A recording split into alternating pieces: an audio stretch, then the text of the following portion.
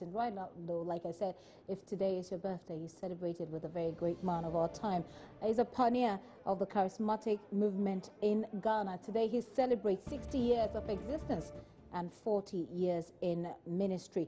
Archbishop Duncan-Williams today opened his home to us to share in his 60-year-old story. Here is the Archbishop in a conversation with my colleague Kojo Youngson, host of the Super Morning Show. I will say that with hindsight and being where I am today by God's grace, I believe that I was disadvantaged right from my mother's womb, because of the circumstances surrounding my birth.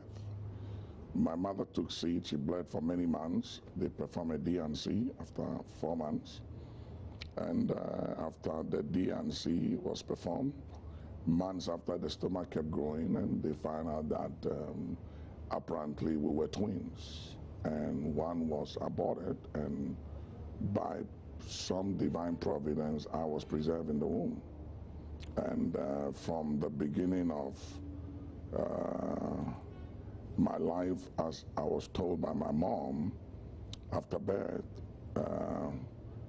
all kinds of challenges and adversities would come at me, and I was told that when I was ill compared to the rest of my siblings, it was always life and death. Everything about me was like life and death. I mean, it was like, hey, when I had temperature, when I had malaria, whatever it was, it always was a complication.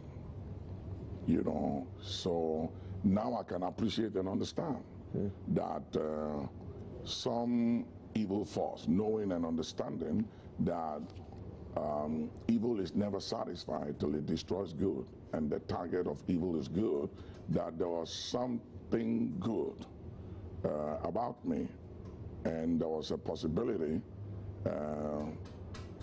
by hindsight I can tell today, that I was carrying destiny, and some evil eye or a familiar spirit or something saw what I was carrying and wanted me terminated or destroyed. So the fight began right from my mother's womb. Well, you prevailed. And there is a chapter in your book that you call Divine Escapes. It appears that the battle to remove you from your path was continued for a very long time through your life.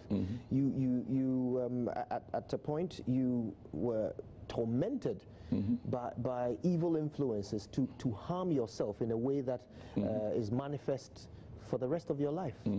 Tell us about that rather strange night. Yeah, I call it nightmares.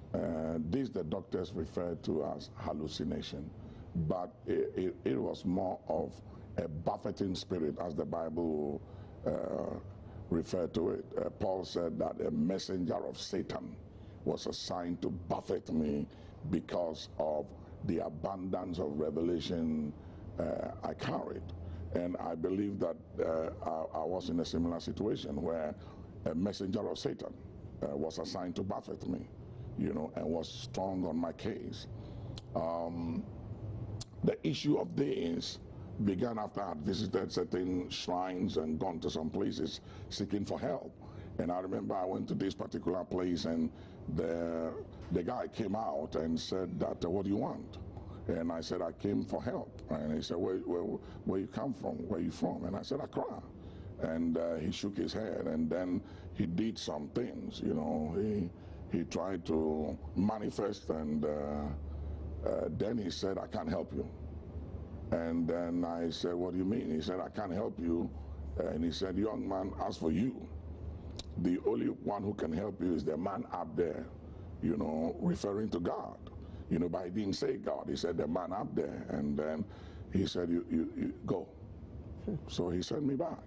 And I went to so many places, and I believe that after those were negative exposures, I shouldn't have gone to those places, because whatever I was seeking after my life, I went to Satan's ambassadors. So I fell into their hands, I played into their hands. So I believe that it opened me up for them to access me. And at this particular time, I started hearing voices, you know, and then the voice commanded me. In those days, we didn't have standby generators. I lived with my dad at the airport residential area. And the voice said to light a candle, and I had it in my room on my table. So I lighted a candle. Then the voice said, place your right hand on the flame. And I did.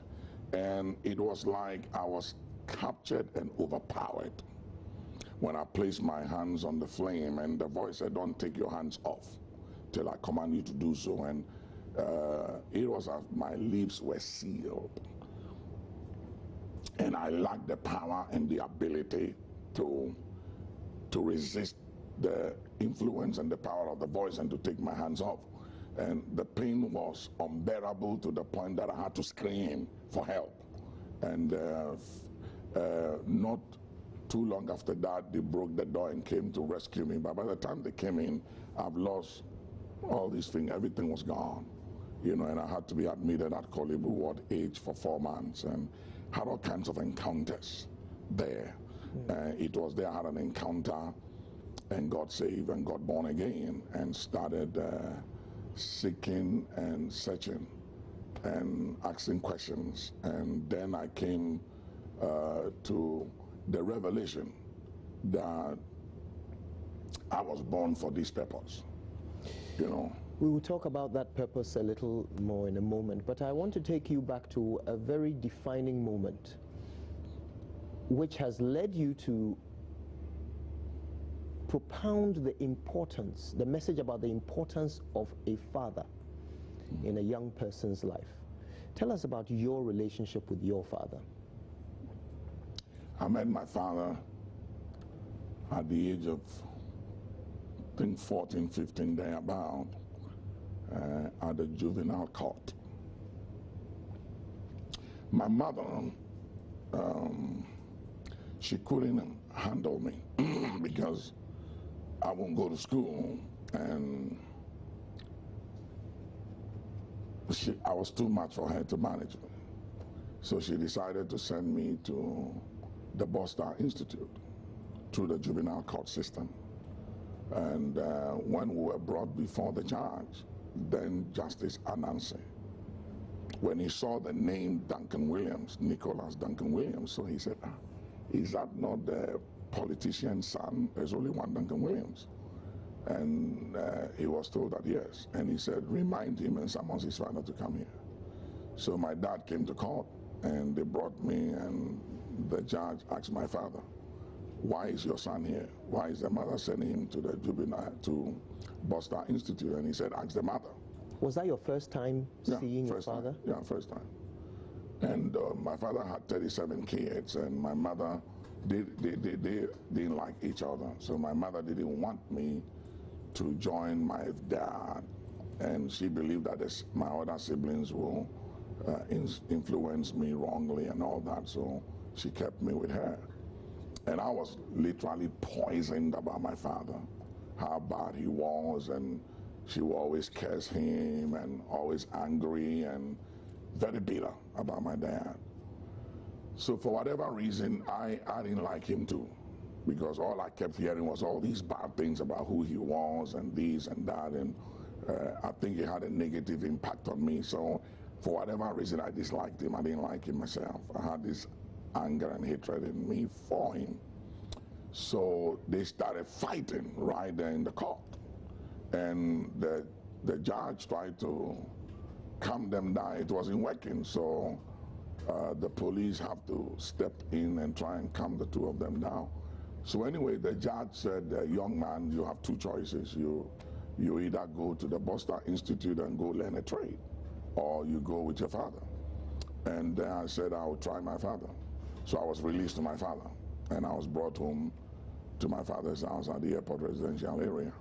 And my mother was very angry when I decided to go with my father, so she refused to see me for many years. She didn't want to see me. She moved from where she was staying. I couldn't find her. Told everybody, I don't want to see that young man. And so that was how I came in contact with my father.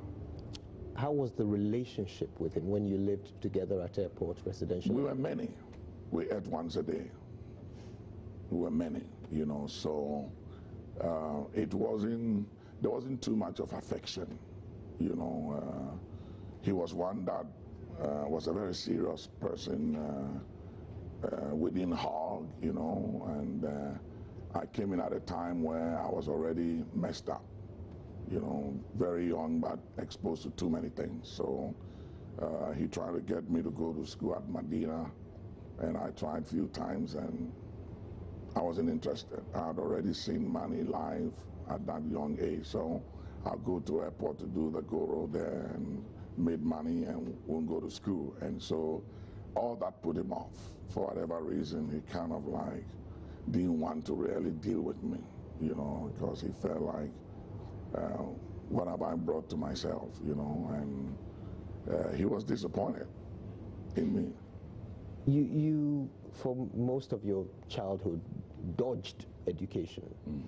Today, would you say that because of how much you have achieved in spite of not having that formal education, would you say that education is important for the success of others? Or can people make it with or without? It's important, but it depends on everybody's destiny. You know, if you look at a guy at Facebook and so many great guys, you know, who have become multi-billionaire and have achieved many things in life. A lot of them, Bill Gates, so many others didn't have formal education.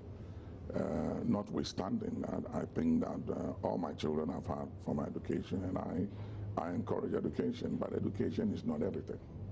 Because what education does is to give you knowledge, it doesn't give you wisdom. And knowledge without education is tragedy about to happen. You know, because wisdom is the ability to use or apply knowledge that you have acquired intelligently or wisely or skillfully. And wisdom comes from God.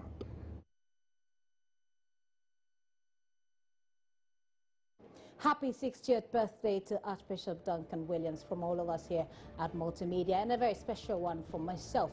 My name is Gifty Andopia. This has been The Pulse. Why don't you log on to myjoyonline.com for some more news and information. I hope that you enjoy your weekend.